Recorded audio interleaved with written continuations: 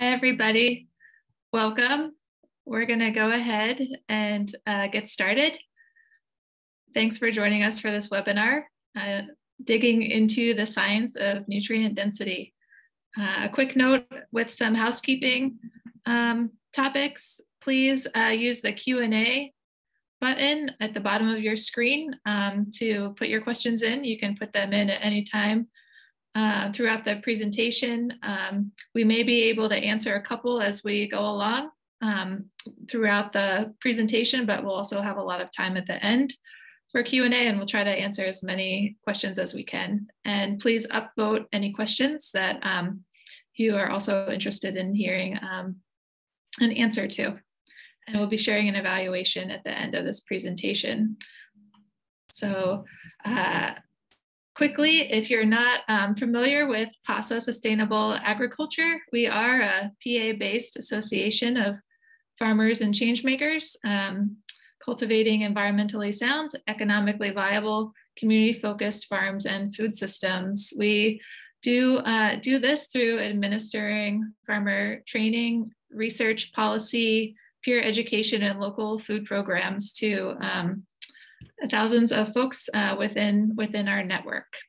And you can feel free to learn more about us at our website, pasafarming.org. Before I introduce our presenters, I'd just like to share that in Pasa's research wing, we've been looking at nutrient density as one of our initiatives for a couple years now, and have partnered with the Bionutrient Food Association and their institute to implement this work with farmers in our network. And so that's why we're having this webinar today, so that folks from these organizations can share some of the information that they've been learning so far. So just to introduce our presenters, we've got Dan Kittredge of the Bionutrient Food Association and the Bionutrient Institute, Dan TerAvest from OurSci and the Bionutrient Institute, Sarah Isbell from Pasa Sustainable Agriculture, and Steve Groff from Cedar Meadow Farm.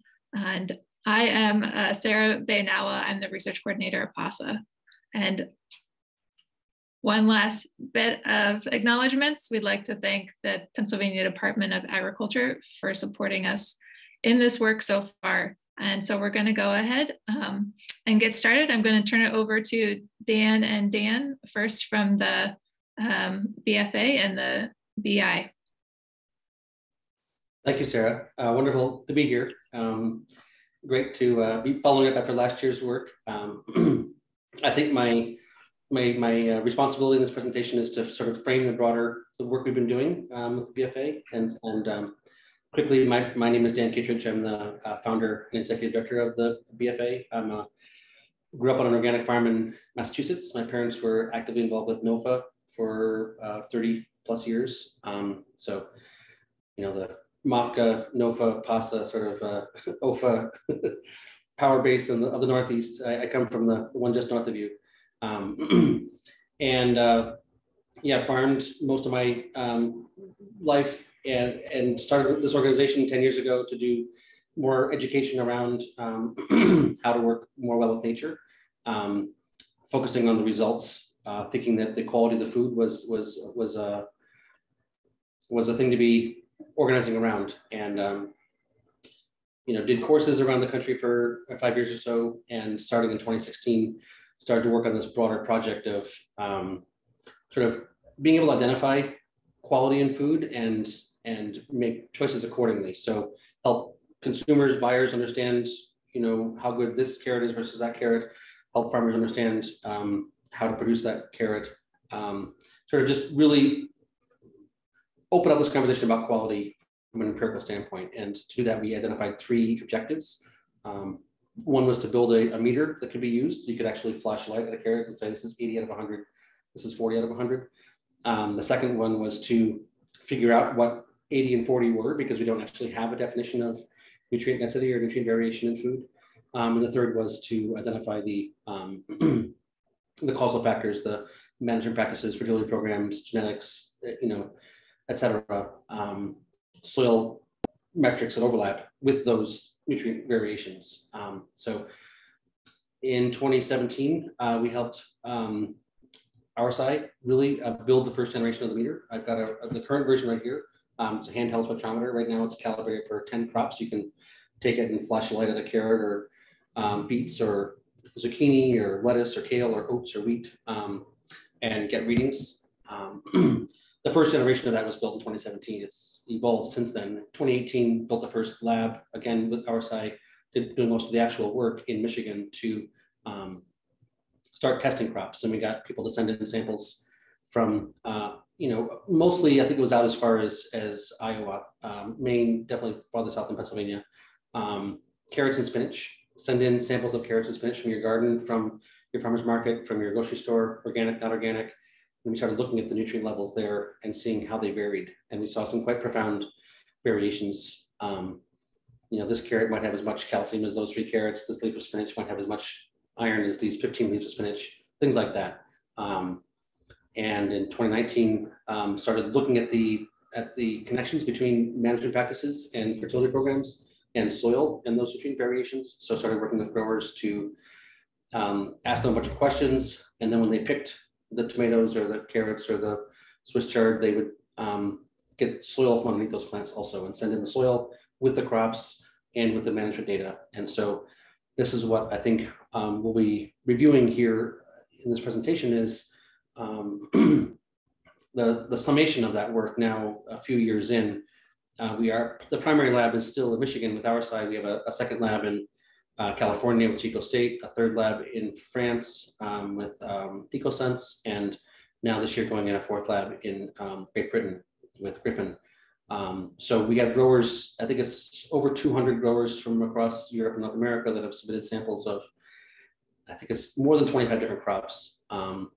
And we've got this dashboard, the digital coffee shop, where if you're a grower, you can see your results and based on all those different metrics. So you submitted this variety of carrot, everybody else who submitted that variety of carrot, where did yours stand? What was the level of polyphenols in your carrot versus all the carrots, et cetera. So I'll let Dan T do most of the heavy lifting on that on that front. I'm here really just to sort of try to frame the broad process. So that's what we've been doing, and it's an exciting process, and it's wonderful to be partnering with Pasa. Certainly one of the leaders in the broader movement, and all the work you guys are doing with management and soil health as well, to be able to overlap that, and the partnership with Open Team and Farm West and how that's all been evolving over the past few years. I feel like we're really building this open framework for sharing and collaboration. As a farmer myself, it would be good to know what the practical things are that I can do differently based on where I'm at. Full stop. And not coming from salespeople or marketing products, et cetera, but really, if we can open up the conversation amongst growers about this is what I did, this is what happened, this is what I did, this is what happened, and we can begin to share across, the world really. That's what Open Team's doing with the, Farm West baseline. I think we can empower a lot of people globally, and so to do that takes heavy work for a few years. But once it's up and running, it can be quite exciting. So I think we're well along the path, and I'm excited to see what Dan shares and what your results were from Pasa last year, and Steve's wisdom, and then questions at the end. So I think I'll stop there and leave more time for others and hopefully conversation.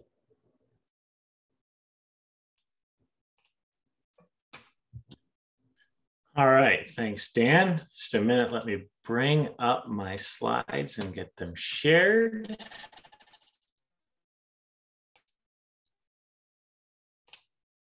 All right, thank you. That was fairly seamless. That doesn't happen that easy, that often. All right, cool. So as Dan mentioned, my name is Dan TerAvest. I'm one of the co-founders of OurSci LLC, and I'll be talking more about the particulars, what we measure, why we chose those measurements, what we do with that data, and how we make it available to the community in various ways. And then also walking through a few kind of top level results that we've seen over the last few years. start by talking a little bit about us.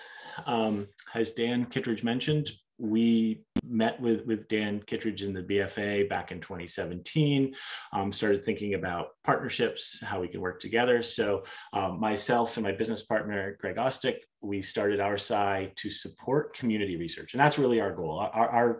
The core goals of our company are that research, anybody who has the desire and is willing to see it through is capable, any community is capable of doing their own research. We don't need to leave that to only, academic institutions or only government institutions, right? So our question was, how can we develop and bring tools to the community to support that belief? And so we develop all open source technologies. We developed the hardware, the bionutrient meter. We developed the data collection platform survey stack that is used by the Bionutrient Institute. As Dan mentioned, we operate the main lab out of Ann Arbor and help set up these additional labs. And we are really active in this open team community, which really wants to develop this open data ecosystem that enables things like interoperability, right? So as a producer, if I enter data once, I can use it, many times in many places. The same data that we may be asking farmers to provide for the Bionutrient Institute to benchmark their data and to analyze their nutritional outcomes, maybe the same data that's being asked by, an organic certification. So farmers should only have to put that data into places like PharmOS or other data storage places once, and then they should be able to use it many times to reduce their overhead in data entry and participating in programs. Open Team is also really wants to provide data sovereignty, meaning that producers have control over their own data, right? You opt into programs, you have the opportunity to opt out of programs as well, and your data isn't being bought and sold by third-party entities.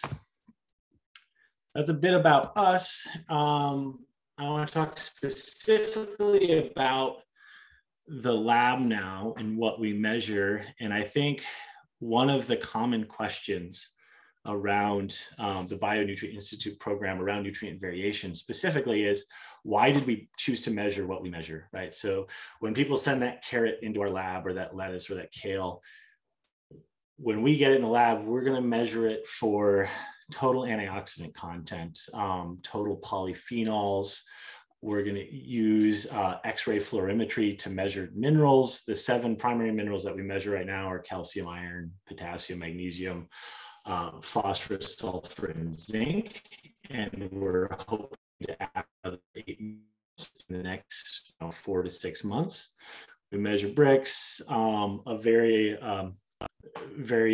different like sample size, weight, density parameters that may just help define that particular crop. And then we scan all of those samples with a bionutrient meter to develop that calibration data set. We chose these particular measurements for a couple of reasons. One, they're inexpensive. So if we were to look at just lab costs, we've structured our lab so we can give that entire list of crop measurements at $100 per crop. So that allows us to have a broader impact and allows us to scale it out. But it's not just that, oh, it's inexpensive, it's also human relevant and validated by experts, right? There are plenty of papers out there in the scientific literature about the importance of antioxidants on human health. So it's scalable and important.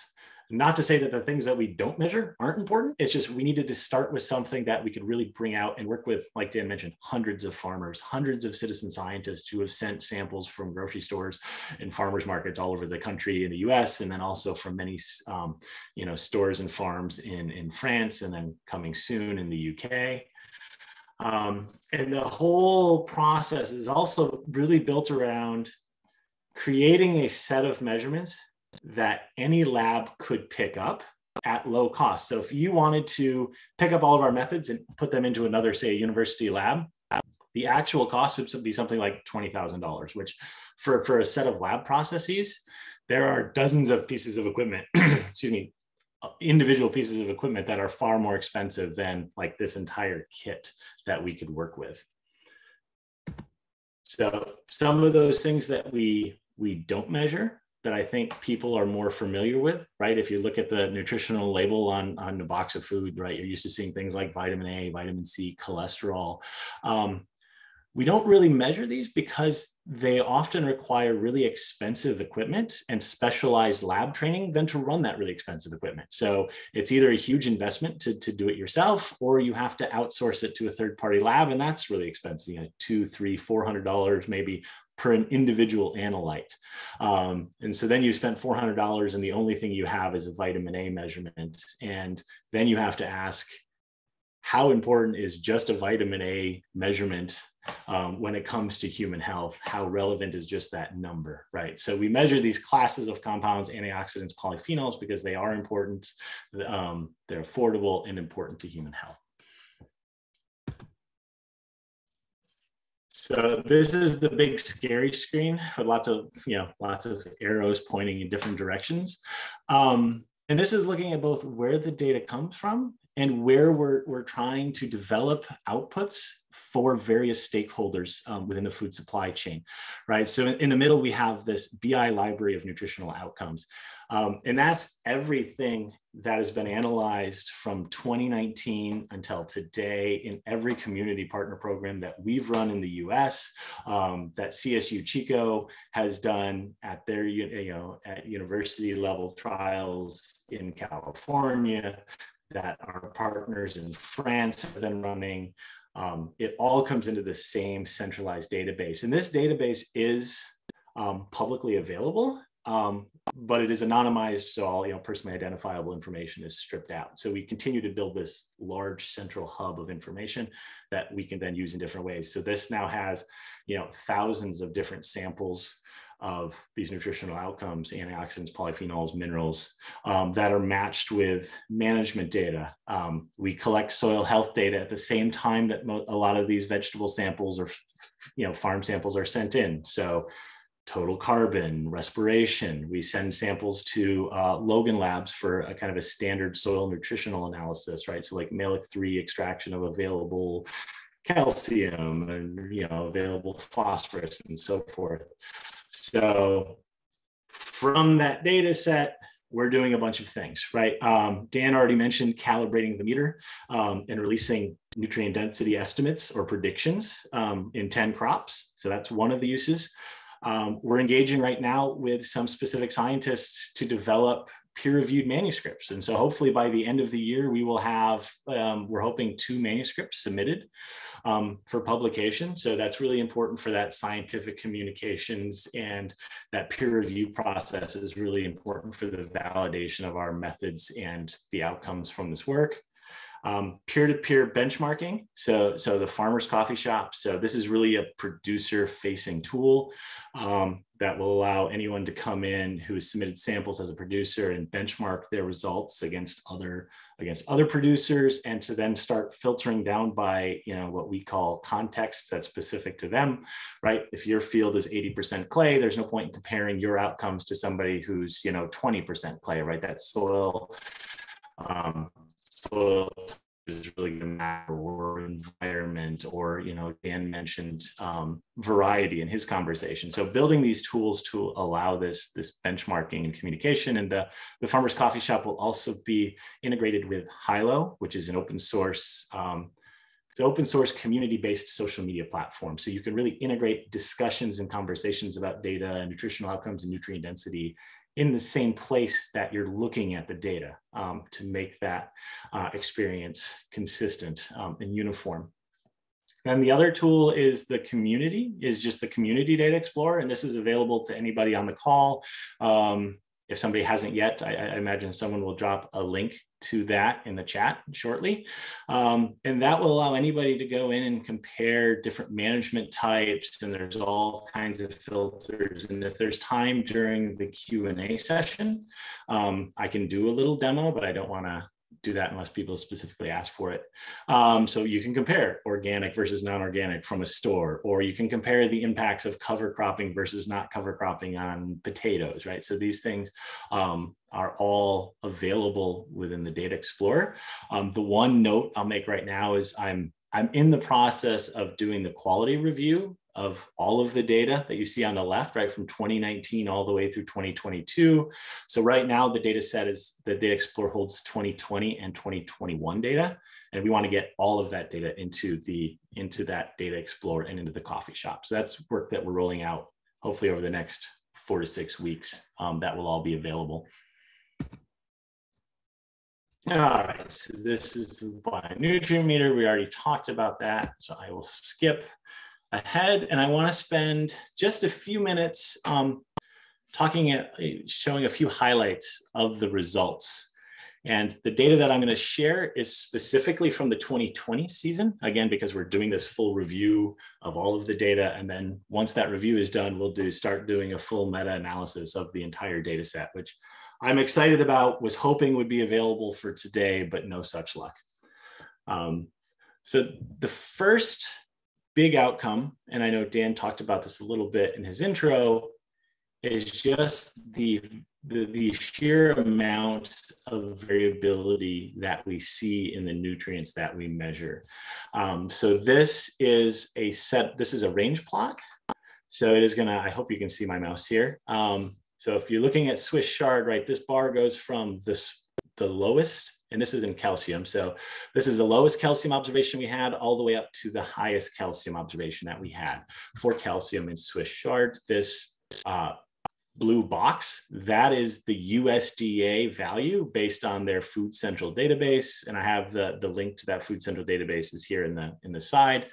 And I hope that these slides will be available to participants today, because I added a bunch of links throughout. So if this is available as a PDF or as a slideshow, people can visit those links directly. So you have the USDA average, you have the mean and median, just two different ways of looking at the average from our data set. Right here is the triangle and circle. And so what you can see here is that, okay, here's what the USDA says. For example, in Swiss chard, you're going to have, 50 milligrams of calcium per 100 grams fresh weight. But if you have a high quality Swiss chard leaf, you may be up here, 200 plus milligrams. So 4 times as much has that USD average that you're talking about. Or if you were to look at this kale bar down here, it has the average at right around 250, but if you have lower quality kale, you may only be getting around 75 milligrams. So you're getting, maybe only a third as much of what you would expect from that USDA food database. So there is a lot of variability there. Some of that is good, some of it's not. And if I were to go through and show you, every analyte that we measure, antioxidants, polyphenols, those other minerals, like all of the range plots pretty much look like this, just an immense amount of variation.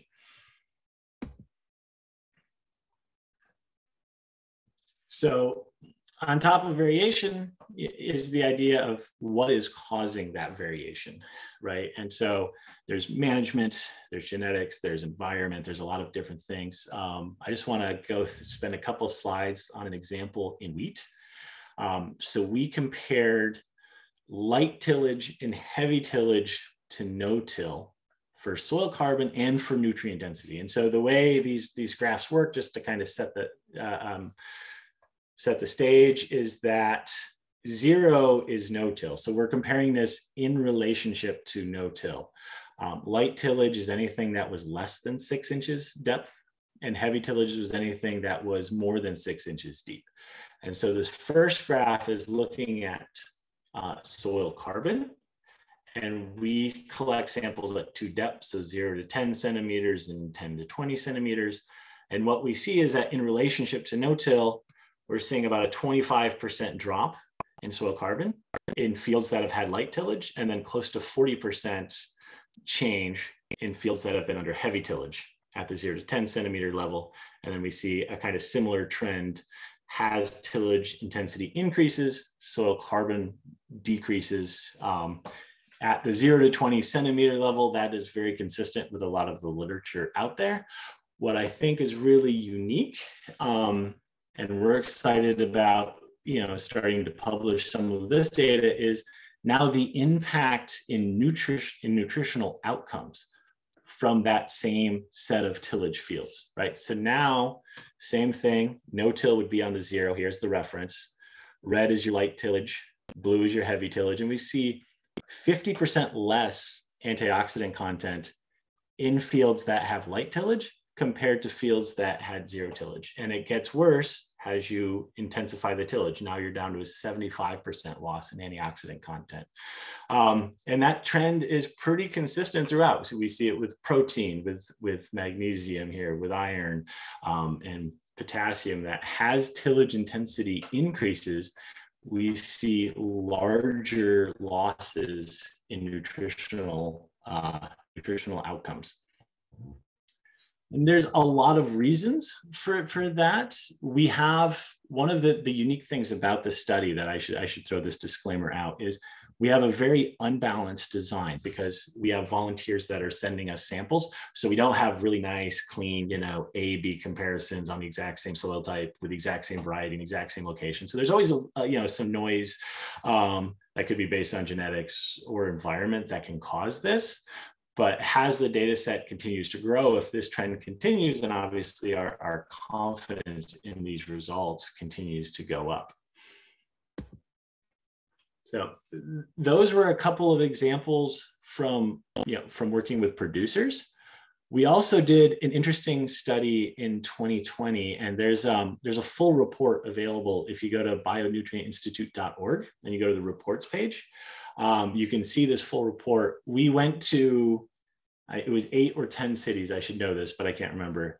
8 to 10 cities, and we went to like 6 stores in each of those cities, and we analyzed crops from stores that were located inside what the USDA defines as a food desert, and stores that are defined as outside of a food desert. And then we also split those up into the type of grocery store that we were going into, right? So for example, a national high-end grocery store would be something like a Whole Foods. A national low-end grocery store would be something like a Walmart, right? And then there's that same kind of pattern in regional stores as well.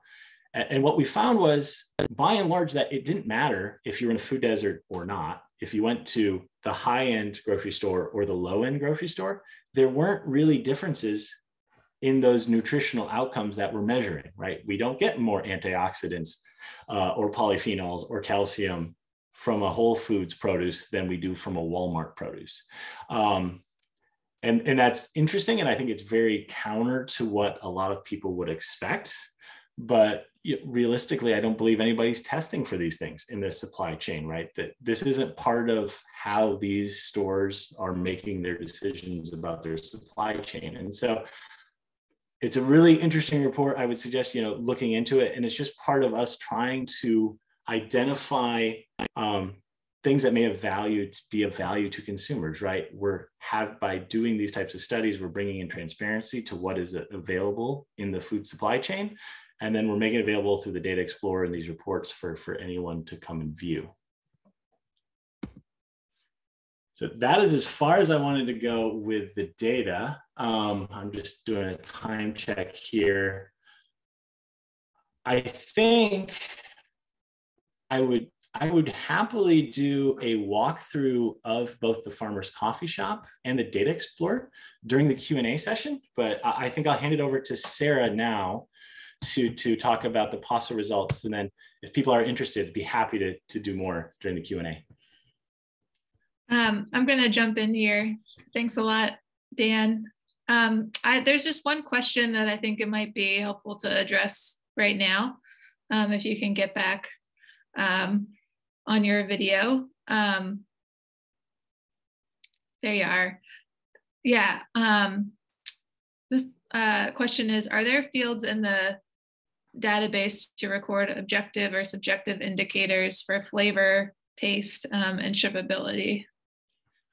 So we do have an optional taste test that you can do whenever you submit samples. So we have it's pretty simplistic, but like a 1 to 5 sweetness index or like a 1 to 5 flavor.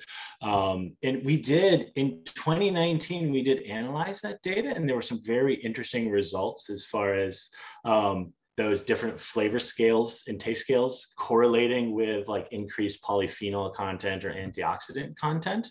We haven't looked at the data again recently, but I'm hoping that's part of this kind of metadata analysis once we've got the data set merged. We haven't done anything specifically around shippability. And I guess I'd be curious what people think that would look like. It's certainly a type of indicator that would be easy to add. Just not sure what it would look like. Thanks.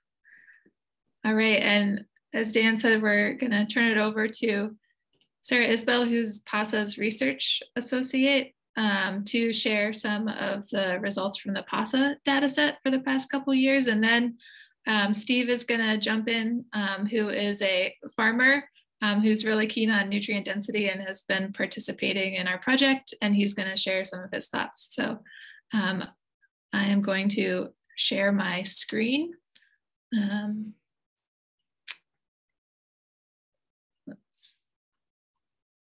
Sorry for the delay here.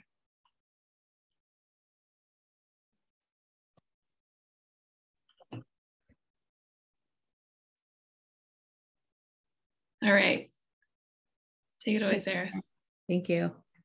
Hi, everyone. I'm Sarah, other Sarah at Pasa, one of the other Sarahs at Pasa.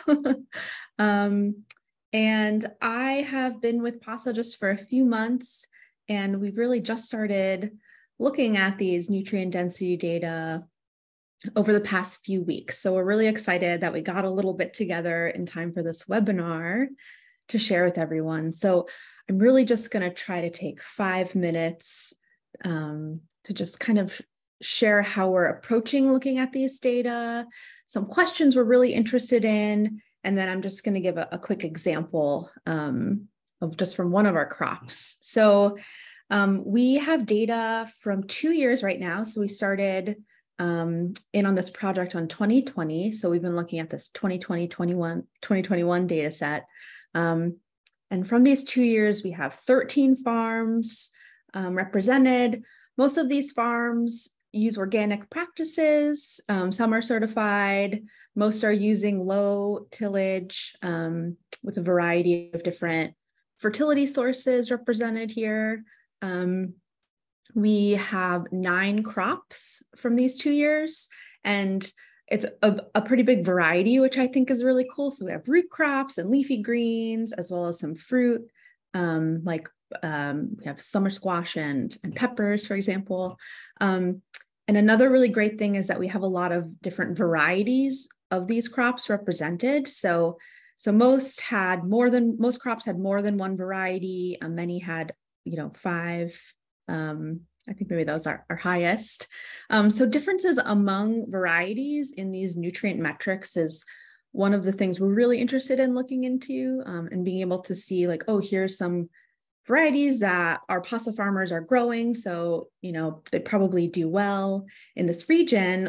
What is the variety here among, for example, sugar content? So we have 107 total samples. So it's not a huge data set, but I think it's enough to get some really interesting kind of preliminary patterns and to compare to the greater data set from the Bionutrient Institute that they have available. And we're really right now focusing just on antioxidants and polyphenol content, as well as that BRICS measurement, which is essentially sugar content. And again, Dan did a really good job of explaining why these things are important and might be interesting to both farmers and consumers and eaters of all kinds. So we have some ideas of what might be impacting those values of those antioxidant, polyphenol, and BRICS. Crop variety, as I mentioned, is a big one we're interested in. We're also thinking about harvest date, soil nutrient status, maybe some post-harvest handling things that could be impacting those numbers. And of course, soil management. So all of these farms, these 13 farms, are also in Pasa's soil health benchmark study. So we're really excited to kind of have these 2 data sets that we'll hopefully be able to kind of use together to think again about these questions of how does management impact soil nutrient status, which in turn can impact, or soil health in general, which in turn can impact maybe nutrient density of our crops. So we haven't really dug into that yet, but hopefully we will in the future, near future.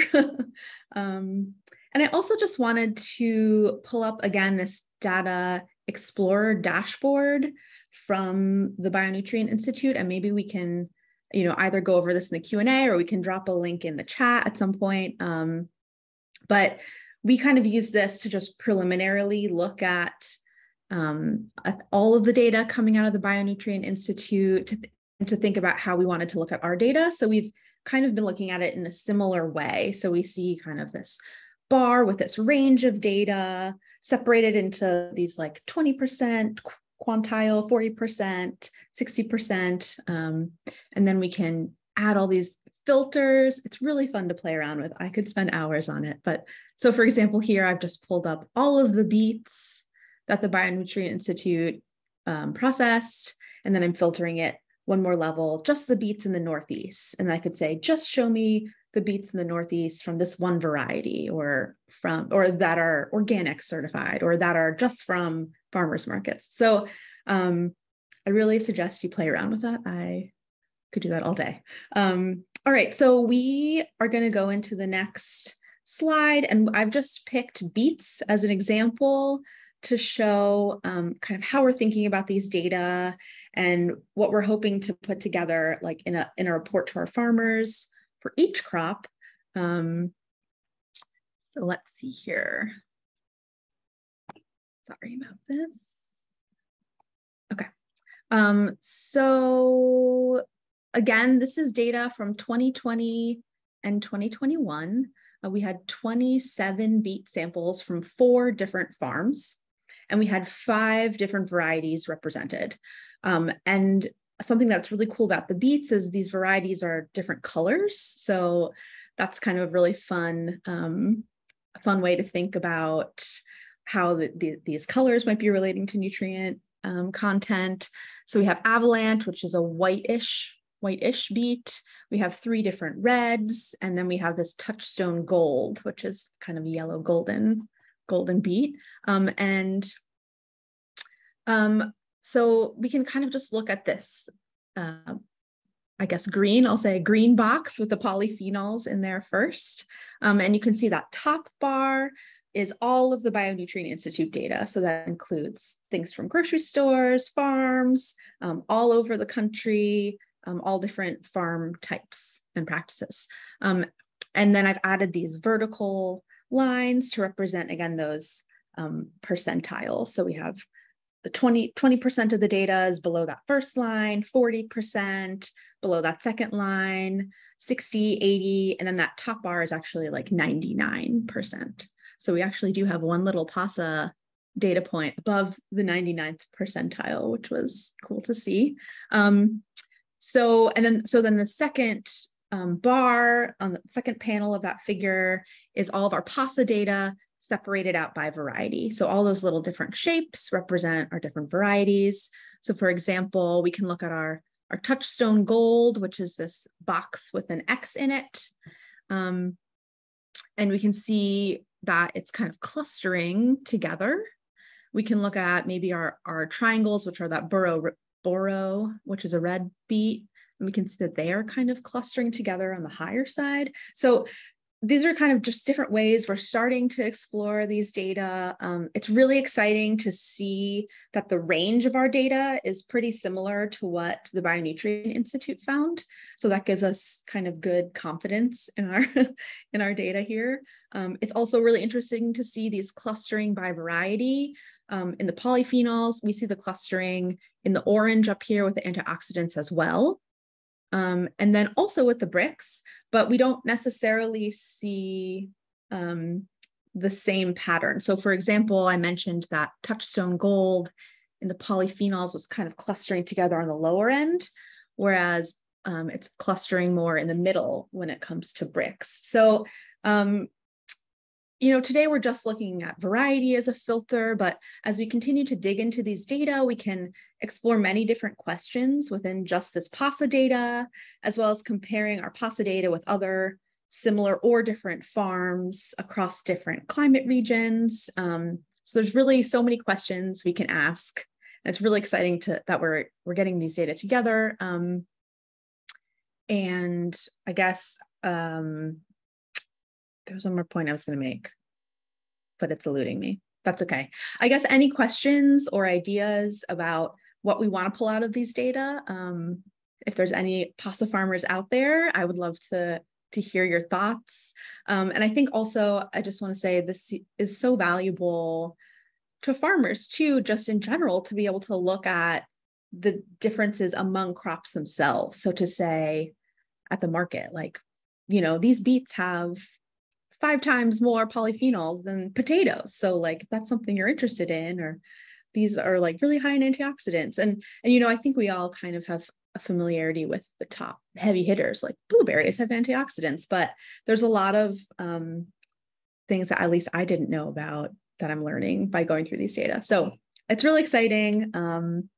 And I think with that, I will turn it over to Steve. Thank you.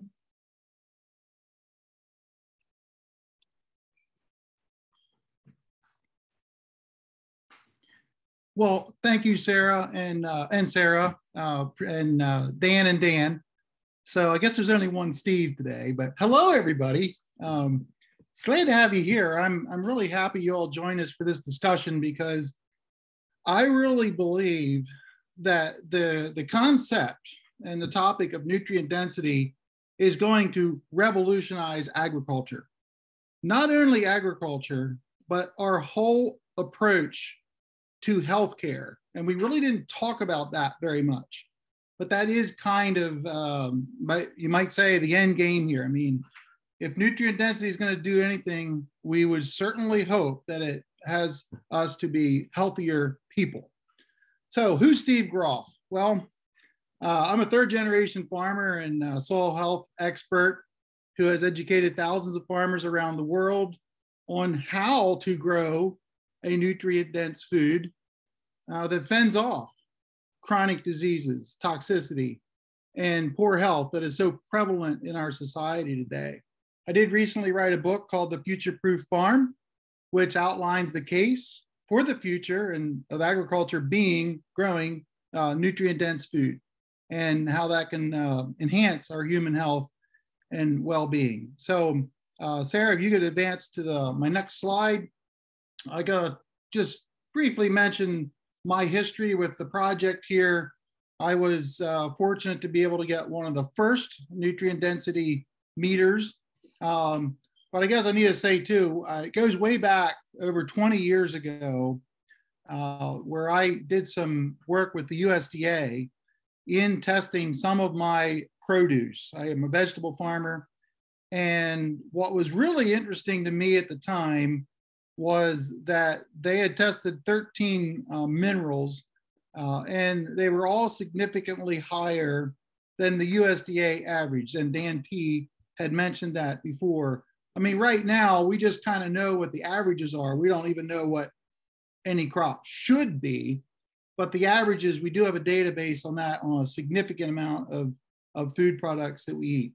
So fast forward, over the years, I've been really into this whole topic, and it always goes too slow, never goes fast enough for me. But I was really excited to hear about this nutrient density meter, where we could actually measure things in the field, and eventually consumers being able to shop for their produce based on the nutrient content.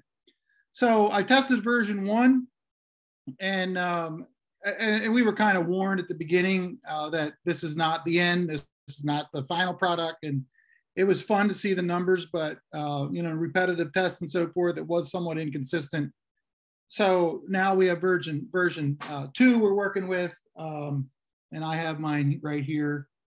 So it's exciting to see the progress, and I look forward to where this is going to be headed. So next slide. I just want to give again a background here, what we're up against. Typically in our society, you go to the doctor and the doctor says, you got a disease caused by your diet. And the patient says, well, should I change my diet? And Big Pharma says, oh, no, not at all. Here's a pill. And, I think most of us here are a similar mindset. We don't want to do away with, all pills and medications, but we have relied on it way too much. So we're just treating the symptom. So if you could advance, click the next thing there. We're just treating the symptom, basically offering a solution that keeps you dependent on products and services. Now, I'm not going to get into all that, but, I think, here we are, we're living longer than ever, right? But I think we could also agree we're sicker than ever. There's some disconnect here. So next click, just showing we need to start treating the problem. And this is where nutrient density or growing better food comes in, offering a solution that addresses the problem so you don't have to be dependent on product and services as much. And I think that is the end game here of what we're trying to talk about. We can't lose sight on that. So, so I just want to lay that as the groundwork here. Why are we doing this? Next slide. One of the clues that we can look at is nature. We all, have heard of, we all are going to try to mimic nature in one way or another. I took this picture in my woods. What can we learn? Here's something with zero man-made anything applied. Look how lush and green. We don't see nutrient deficiency in the woods. How does that work? And then the question arises, how can we as farmers grow food in a manner like this? And I'm not suggesting that we all go out and forage for berries and nuts, but what can we learn from this? And this is a whole webinar in itself, but I just want to, again, what can we learn from nature? And a lot of what's behind getting nutrient dense produce is simply there. It's in nature. Regenerative agriculture, the principles, one of the main principles are no soil disturbance or living roots in the soil at all times, soil covered, diversity. I think diversity may be one of the biggest factors in getting nutrient density, putting animals on the land if you can. And there's another one you might add, and what is your context? Each of us have a different context. So that's kind of just putting it out there. Now I want to show you some examples here in the next slide. I literally, I grow butternut squash and about 20 acres of them a year. So I got a lot out there to observe. And I had the opportunity to rent a neighbor's field, which had been conventionally tilled for as long as I can remember. Full-scale tillage, just as conventional as could be. And I went into that field and, because I'm a no-till farmer and very much use cover crops and so forth. And I did plant a cover crop there in the spring, which is a little late for the crop, but that's what I had to work with because I didn't know I was going to get that field until the spring. And I did no-till it, but that field had a history of conventional tillage, full-scale chemistry, all, conventional as could be. Well, I grew the very same variety on the left is from my fields, which are long-term no-till, cover crops, diversity. And then on the right is 2 months after harvest. And you can see they're starting to rot, the ones that had come from a history of poor soil health.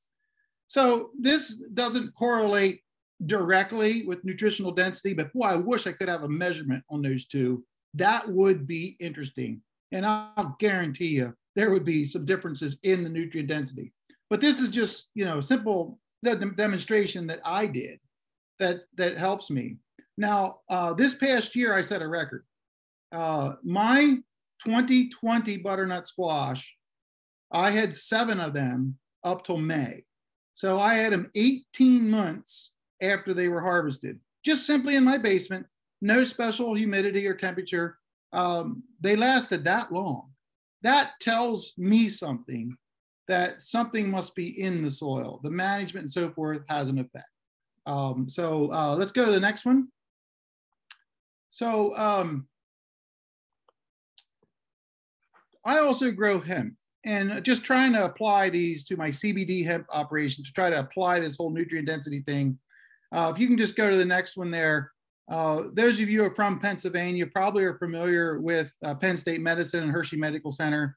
Well, for 3 years now, I have my CBD oil that I've extracted from plants grown in my soil being analyzed by their research department. They actually have a cannabinoid research lab, a cannabis research lab there that they're studying all aspects of the plant for human health. And what's been really encouraging is they are noticing a difference depending on where the hemp was grown. And it's nothing short of astounding when you hear these things that it goes all the way to, I'll call it this, an upper end laboratory. And in other words, we're looking, it's looking really positive. This year in 2022, right now, we currently have tests going with the exact same variety in 3 different soils. And we're gonna take that to the 3rd year. And if the results are consistent, we'll be able to start making stronger claims that better soil does yield better oil. And that is also can translate into the vegetables you grow and so forth. So exciting stuff here. So real brief, the next slide, I do have a brand, cedarmeadow.farm. This is some of our products of hemp that grown on our farm. The reason I'm putting this in here is regenerative agriculture in the marketplace, nutrient density in the marketplace. Now, it's one thing when we get this meter, to the point where we can actually, consumers can buy their tomato based on the nutrient density as they shop.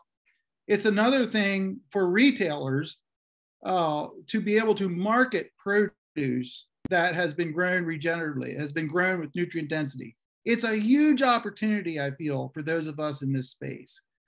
So in summary, just go to the next slide there.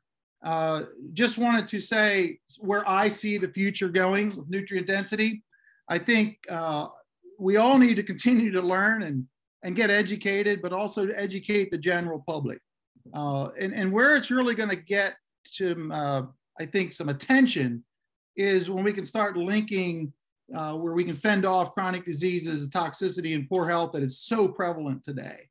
And that's whenever I talk to people and I say, are people sicker today than they used to be? And the general consensus is, I think so, especially with immune type issues and chronic issues and so forth. Something's different. And I think it comes back to the food and the way the food was grown. So having this meter, the nutrient density meter, I think is going to be key in all that. And so much look forward to getting this thing out there and being able to use it. There's going to be so many applications for it. So I'm the biggest fan. With that, if you're interested in looking into more of what I do, I got my website, cedarmeadow.farm. I just thank you for allowing me to be a part of this presentation because I'm excited about what's going on and what the future holds.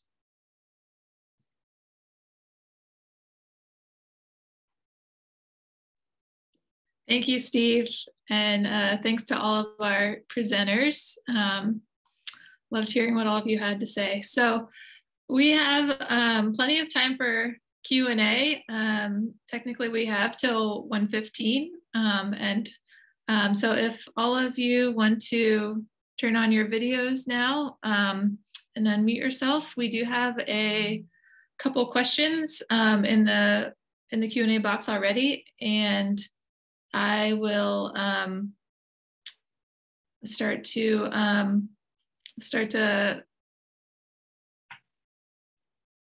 pose them to all of you. And I guess then we'll see how many questions we have, and then maybe we could look at the Data Explorer dashboard after that. But yeah, so if all of our speakers want to turn their videos on.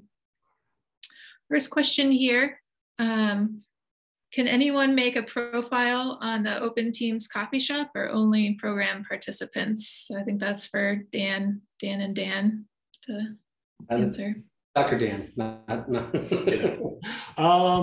Yeah, so the coffee shop is built around indicators and benchmarking specific, things, whether it be a soil health metric or a product quality like antioxidants or polyphenols. So anybody who's been a part of the Bionutrient Institute project over the last few years, producers, they'll automatically be moved into the coffee shop, and we'll work with people to get their profiles set up. That should be occurring over the next, like I said, 2 to 4 weeks. And we are talking, and Sarah, correct me where I'm wrong, I think these are conversations between you and Greg, about moving the soil health benchmarking results, some or all of those producers, into the coffee shop. Again, because they already have this whole set of indicators ready made. Which is, yeah, that, so basically that means if you're a farmer and you've submitted your management data and soil, you'll be in the coffee shop, whether it's through Pasa or through any other way. You can do it some other way through BFA, but I think Pasa has capacity to support people at that level. So yeah, I mean, part of what we're hoping to do here is inspire a few extra farmers to take part in this process this year, right? But otherwise, if you're a consumer, you're not, your data is not in that Data Explorer. Your data is in the Data Explorer, not the coffee shop. Right. Exactly. Mm-hmm. Great. And I think, I guess I'll pose this first to Dan K. This next question. Could all of this information impact the marketing of certified organics in our food system? Yes. The hope is that this information shifts the marketing of food, and that we create a structure where people can actually make decisions based on a number of metrics, one of them being the actual nutrient density. So, in many cases, people that are not certified organic are doing a very good job biologically, and they're producing crops that don't have toxins and do have high nutrient levels, but they're not certified organic. So it would be good to know if you could get a high quality carrot that was not certified organic versus an organic one that was mediocre. And if we have more metadata, like Dan was saying about Walmart and Whole Foods, and we have metadata about Bolt House Farms and Cal Organic, if we start to begin, I mean, we actually do have that metadata on a lot of these crops. No one's really looked yet. We do have it. Which store, which company? It's all the Data Explorer. I think it was wonderful how excited Sarah Isabel was about the Data Explorer. And I do hope we go there, because, I mean, basically we've put all this together and we haven't looked at it yet. That's really what it comes down to. We've been holding it together to put it together, and we're at a place now where it is put together, and we're starting to be doing publishing, and not just publishing because that's critically important, but really empowering the growers. I'm a farmer. I grew up as a farmer, and that's my allegiance is to the growers of all scales. And so I think it's really brilliant what's been done with Open Team, the whole broader thing. OurSci, Pasa, you guys have been, from the beginning, partners in this. The implications for supporting growers everywhere is massive. And we support the growers by having the consumers be supported as well. It's a whole circle. I remember very early in this process, someone's like, are you working with consumers or are you working with farmers? I said, we're working with both. I said, no, you can't do both. You have to do consumers or farmers. No, it has to be both. So the idea is that we're empowering everybody, and organic is relevant in many meaningful ways, but we hope we can raise the bar. Thanks, Dan. Next question here. Have participants looked at this work from an Ayurvedic perspective? Can anybody speak to that? I think, Ayurveda, as I understand it, is the the ancient science of medicine from India, from the Vedas. Ayurveda is one of the 4 books,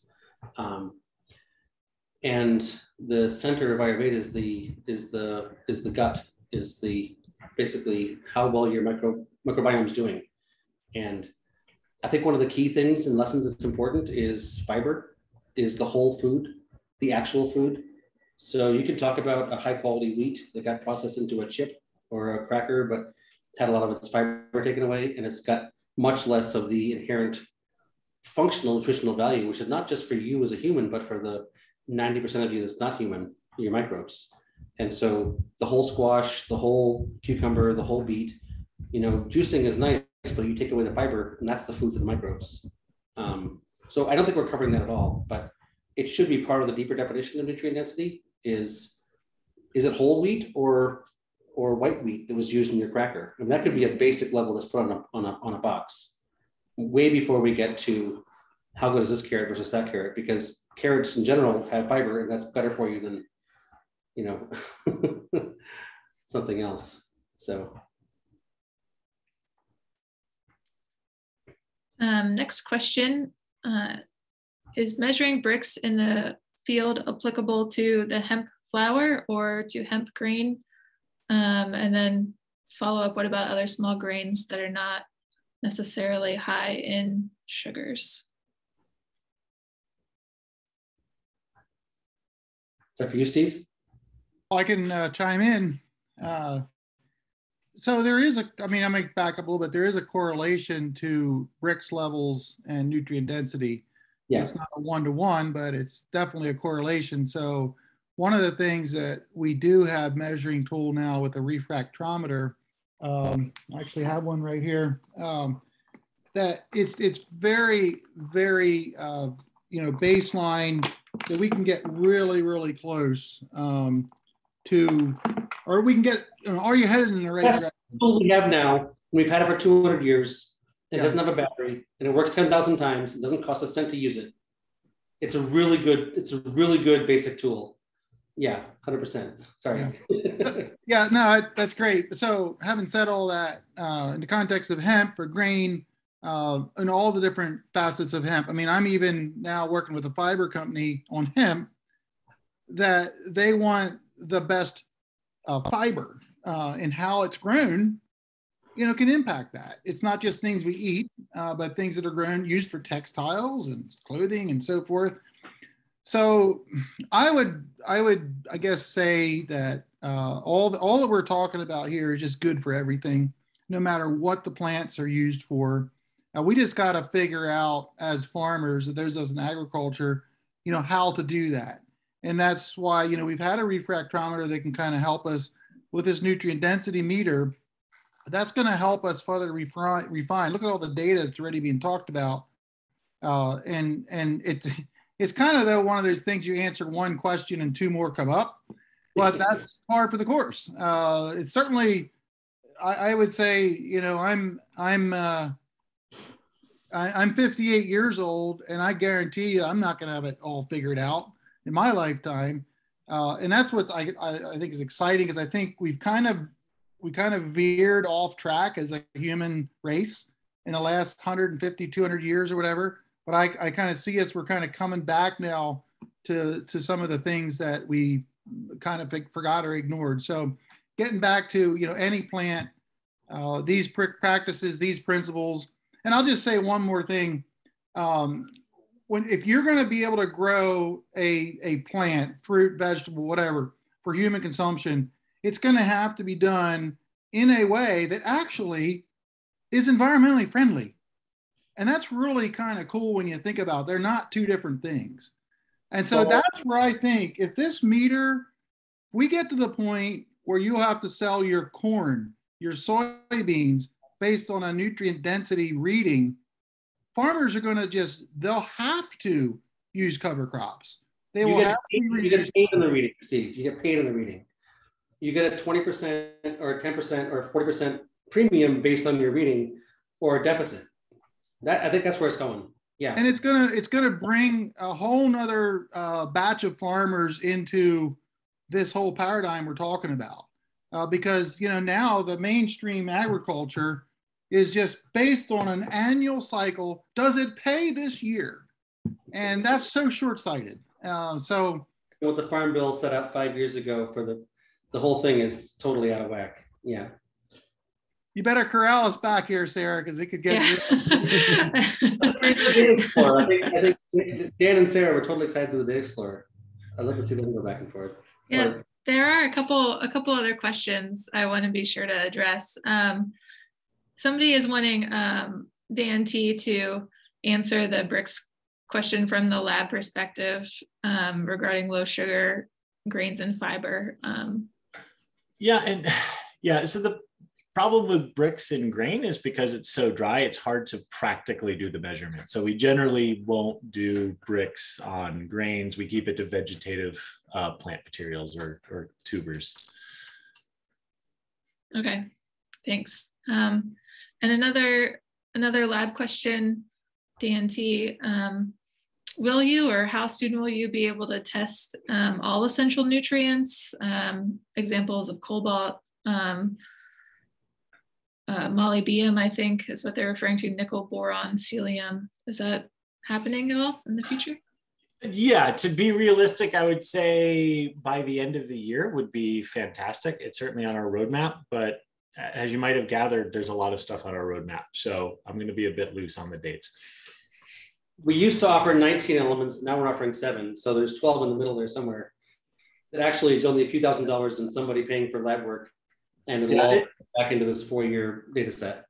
Yeah, and so all of those minerals that were listed, they're on what theoretically can be measured by our X-ray fluorescence process. The problem is building out robust, validated calibration methods for them, which is what we're in the process of doing now. We thought we had a method in the past, which is why you may have seen old material where we had advertised those minerals, and they've kind of disappeared because we realize that we really need to go back and make sure that these are validated, peer-reviewed processes. So you're getting what we say you're getting. Thanks. And we have one other question here in the box, and then maybe we can look at the Explorer for the last few minutes. The tillage is a key practice for weed control in certified organic production at this time, but this person is saying that, tillage in your data showed a significant negative impact in nutrient density and soil carbon. So, can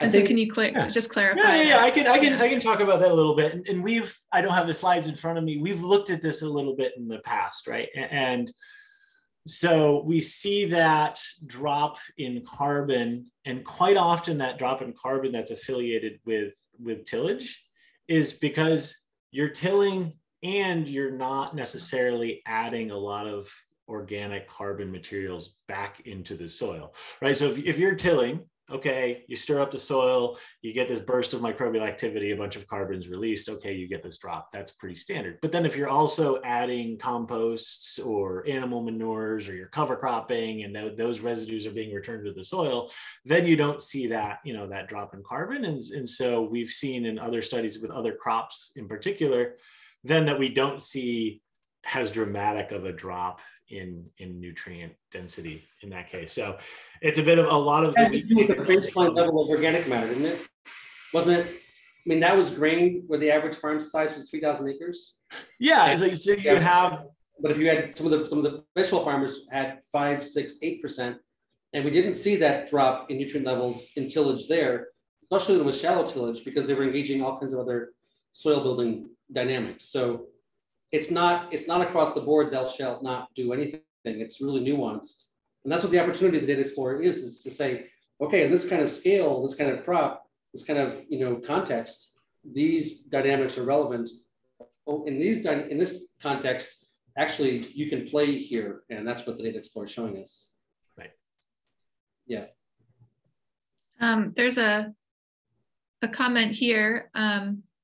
What if a drop in the nutrients in tilled soil is because of those nutrients going into the food? Suggesting, it would be good to compare nutrient in the soil and the crops and keep the data together, and then look at no-till versus tilled soil. So minerals that are taken out of the soil in pounds per acre in the form of crops is very, very small in relationship to the amount of nutrients that are actually in the soil. It has much more to do with the destruction of the biology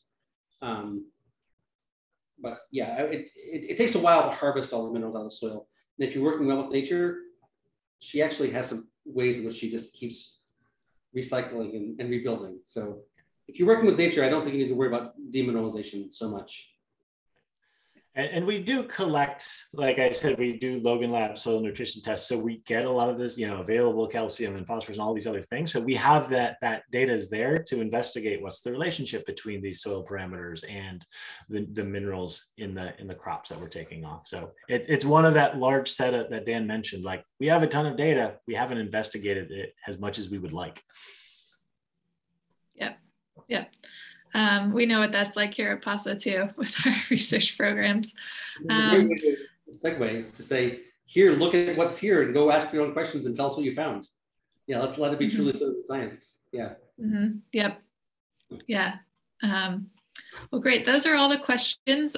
So we still have like four minutes left. So I think that, yeah, we could bring up the Data Explorer dashboard for the remaining minutes here.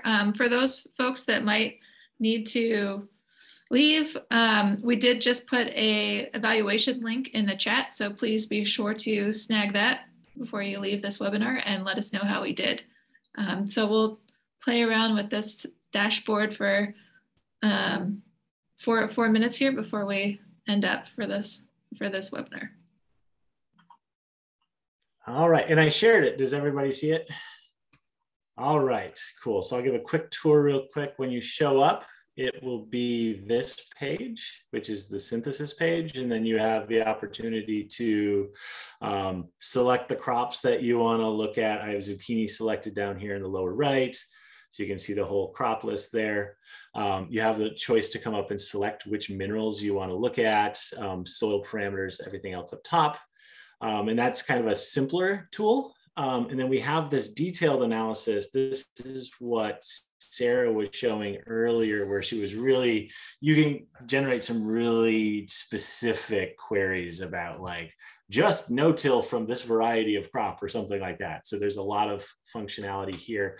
I just brought up as an example, so this is zucchini, and I just brought up a couple of very simple filters just to look at. So this is the whole data set that we have for zucchini. And then, so you can see where the average, sorry, my bar's in the way, so I can't see what, there we go. Okay. So you can see like, this is the average here. And when we look at cover crops, we can see, look, the whole data set is shifted to the right. So when zucchini is grown with cover crops, we're seeing an increase in polyphenol content. When we look at irrigation, it's not very different from the average. So that doesn't seem to be having a positive impact or a negative impact. Same thing with none. So this would be kind of what we would consider our, conventional agriculture. There's no specific biological farming methods that were selected. And quite often the primary source of that none is store samples that have zero labeling information, right? If it was certified organic, we would know, but if it's not organic, we don't really know anything about it. So that kind of gets chunked into the, the conventional bucket. So we have certified organic, which is interesting to the conversation earlier. There doesn't seem to be a big difference between certified organic and conventional, but when you look down at organic, but not certified, we all of a sudden now we see a shift up again in polyphenol content in zucchini. And so that might be, they may not have bothered to go through the work of getting the certification, but their practices and perhaps the scale of their farm is there's a lot of soil health building activities that are being done and other things that are positively impacting that outcome. I'll show real quick how to generate these on the side. Actually, let me go up here. There is this, if you come and you want to play around, it is a bit complicated, right? There's a lot of things to learn. So if you go up here and you see this learn more, that'll take you to a page that'll walk you through how to do some of these filters. I think there's some screenshots, some videos, so we don't need to try to capture it in the next, say, what do we have, 60 seconds. And then down here, we have a whole list of different preset filters by campaign year. So 2021 and 2019 will be added soon. Crop color, variety. So here's a list of all the varieties we have for zucchini. You could select any one of them. climate regions that we have data for zucchini, sweetness scores. So someone is asking about like those sweetness and flavor scores. So we have those as well that you can filter by. Sample sources would be like store, farmer's market, someone's garden, farm practices. We have a whole list. We can get down to specific amendment types, inoculants versus mulches versus synthetic fertilizers. So there's a whole list that could be overwhelming if you try to do it all in one shot, but there's a lot of flexibility there to just kind of build your own and explore. Great, thanks, Dan.